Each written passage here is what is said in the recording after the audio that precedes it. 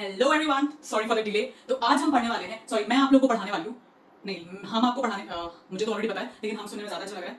Anyway, आज हम लोग पढ़ने वाले हैं कि मैंने अभी ये ड्रामा क्यों किया। ओके सो लेट्स गो, हम लोग शुरू करते हैं। मैं शुरू कर, अरे मेरा ड्रामा नहीं खत्म होगा। आज हम लोग जानने वाले हैं कि बिहार और यूपी के लोग हम करके बात क्यों करते हैं, इसके पीछे का इतिहास क्या है। तो उसके लिए मुझे आपको लेकर के जाना पड़ेगा 25, कल की बात नहीं, 2500 साल पहले। ठीक है, आज हम कहाँ पर हैं, 2025 में हैं। तो सबसे पहले हमें कहाँ जाना पड़ेगा, जीरो पे आना पड़ेगा, 2000 अप्रॉक्स चल रही हूँ, और उसके बाद पीछे 500 साल जाना पड़ेगा, अप्रॉक्स चल रही हूँ। तो इसको कैसे होते हैं, 500 BC के ऐसे डिनोट करते हैं। BC से आपके दिमाग में जो आ रहा है वो मत सोचो, इट इज बिफोर क्राइस्ट, क्योंकि यहाँ पर हमने मान लिया है कि यहाँ पर जीसस क्राइस्ट का जन्म हुआ है। उसके 500 साल जो 500 BC आएगा, जब भी ये वर्ड BC आएगा तो सोच लो कि हम लोग जीरो के नीचे जा रहे हैं। तो 500 BC मतलब 2500 साल पहले लगभग हम लोग जाने वाले हैं। इतना पहले क्यों लेकर के जा रही हो, कहाँ लेकर के जा रही हो? ओहो okay, let me tell you, मैं आपको लेकर के जाने वाली हूँ इस एरिया में। अरे इसका तो नाम भी नहीं सुना। अच्छा ठीक है, नाम नहीं सुना तो मैं बताती हूँ कि ये एरिया क्या है। अच्छा ये एरिया वही एरिया है क्या जहाँ पर सबसे बड़ा साम्राज्य स्थापित हुआ था, जहाँ अशोक का तो नाम सुना होगा, अजातशत्रु, बिंबिसार, चंद्रगुप्त मौर्य, दो चार नाम ले लियो, पद्मानंदा, ये सब का नाम तो नहीं सुना होगा, लेकिन अशोक का नाम सुना होगा। हाँ, ये इसी एरिया पे रूल कर रहे थे क्या? हाँ, इसी के आसपास रूल कर रहे थे, उनका कैपिटल इसी एरिया में लाई कर रहा था। तो यहाँ पर और भी क्या क्या हो रहा था, यहाँ ये वही एरिया है क्या जहाँ पर बुद्ध जी को ज्ञान प्राप्त हुआ है? यस वही एरिया है। अगर ये वही एरिया है क्या जहाँ पर महावीर जी का जन्म होता है, महावीर जो कि अपने 24 तीर्थंकर है जैनिज्म में, तो उनका जन्म भी इस एरिया में होता है। हाँ, यहीं पर हो रहा है। यहाँ पर ही वो अपने लाइफ का मैक्सिमम साल बिताएंगे। बुद्ध भगवान को भले ही उनका जन्म लुम्बिनी में होता है, नेपाल में, लेकिन वो यहाँ पर ही अपना एनलाइटमेंट प्राप्त करते हैं और यहीं पर अपनी टीचिंग्स देते हैं। अच्छा, आप उसी जगह की बात करो जहाँ पे नालंदा यूनिवर्सिटी था। हाँ, वही जहाँ पर पूरा जब जो कंट्री था, जो देश था, जब जंगल में छुपा हुआ था, तो इस रीजन में अपना नालंदा विश्वविद्यालय है, जहाँ से टिबेटन और चाइनीज ये लोग पढ़ने के लिए आ गए थे।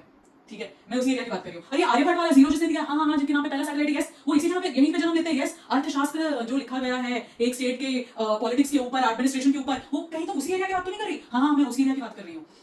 और भी क्या क्या बता सकती हूँ मैं, तक्षशिला से लेकर के जहाँ हाईवे बना हुआ था, यहाँ पर this is the first place जहाँ पर रिलीजन हो लो या कोई भी चीज ले लो, first place to give that to our country. और ये और कोई जगह नहीं है, ये अपने जो पीछे कैमरा के पीछे जो लोग हैं, जो कि नालंदा से हैं, जो गया से हैं, ओके, जो कि अपने प्रेजेंट डे पटना यानी पाटलिपुत्र जिसको हम पहले बोलते थे, मैं तो हमेशा बोलती हूँ और सजेस्ट करती हूँ प्लीज पटना का नाम चेंज करके पाटलिपुत्र कर दो, ताकि लोगों को पता तो चले कि अरे ये वही पाटलिपुत्र है जो कभी अशोक का कैपिटल हुआ करता था। Yes, we are talking about the same place. Also Gaya, Rajgir, ओ भाई राजगीर तो मगध एम्पायर का कैपिटल हुआ करता था पाटलिपुत्र के पहले।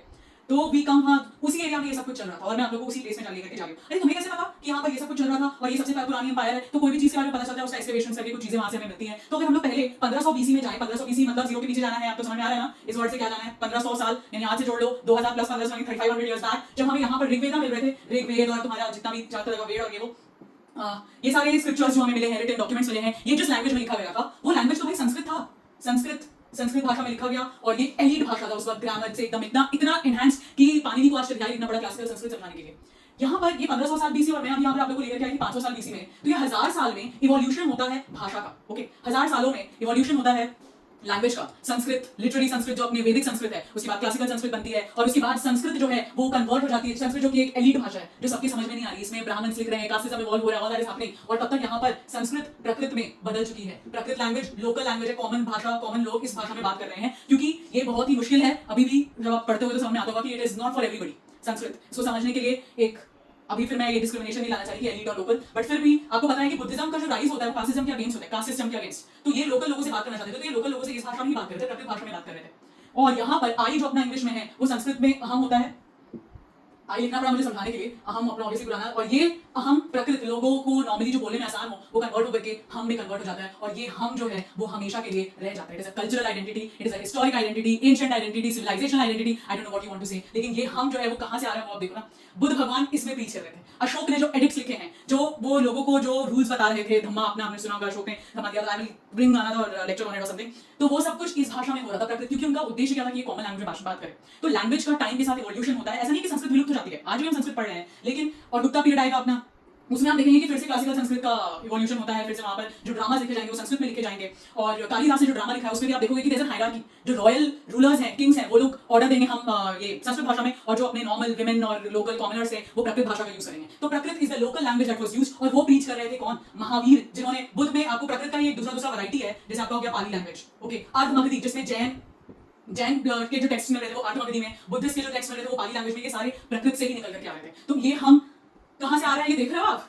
हमने जिसको सोचा है कि भाई ये नॉर्मल लैंग्वेज है, वो बुद्ध जी, वो Ashoka the great ruler, the empire, the emperor, he used that language. Okay, so we should never be जो लोग हम बोलते हैं हमें समझना चाहिए कि ये कहाँ से निकल करके आ रहा है. It has a historical significance. दूसरी चीज क्या है, इसके बाद आप देखोगे अपभ्रंश भाषा निकलता है इसी से प्रकृत से. Apabhramsha later on you will see that it gets converted into different dialects. Dialects मतलब उसी लैंग्वेज को डिफरेंट रीजन में, जैसे भोजपुरी हो गया, मगधी भाषा, मैथिली भाषा, इवन अवधी. दीज लैंग्वेजेस जो आए हैं अपने, ये हमको कैरी करेंगे, ये हमको नहीं छोड़ते, क्योंकि हम मेरे, जैसे मैंने स्टार्टिंग में आपको क्या बोला था, सुनने में अच्छा लग रहा है. ठीक है, तो ये इनकी कल्चरल यूनिटी को दर्शाता है. इनका जो सोसाइटी था वो कलेक्टिव सोसाइटी था, इंडिविजुअल सोसाइटी नहीं था. जब हम बोलते हैं कि अरे हम देख लेंगे, चलो हम लोग कर लेंगे, तो उसमें एक यूनिटी होती है, अपने आप को एक ग्राउंडेड ह्यूमिलिटी वाली फीलिंग आती है. लेकिन जब आप बोलते हैं कि अरे मैं, तो उसमें अहंकार आता है, ईगो आता है, और इसकी वजह से ये इनकी कल्चरल आइडेंटिटी को भी दर्शाता है. एंशिएंट हिस्टोरिकल आइडेंटिटी तो मैंने दिखा दी कि कैसे प्रकृति इवॉल्व हो रहा है, और इस एरिया में सबसे पहले कितना कुछ हुआ है. This area I don't know why do people forget. और अपना हिंदी लैंग्वेज जो बाद में काफी, जो खड़ी हिंदी बोली है बहुत बाद में इवॉल्व होती है, वो डिफरेंट रीजन में डिफरेंट लैंग्वेज से इन्फ्लुएंस होकर के आई. जैसे दिल्ली में पंजाबी से इन्फ्लुएंस है, और पाली ये प्रकृत लैंग्वेज से ही, Maharashtri, Oriya, Assamese, all these languages, ये सब ओरिजिन यहीं से हो रहा है. 10-10 किलोमीटर पे लैंग्वेजेस बदलते हैं.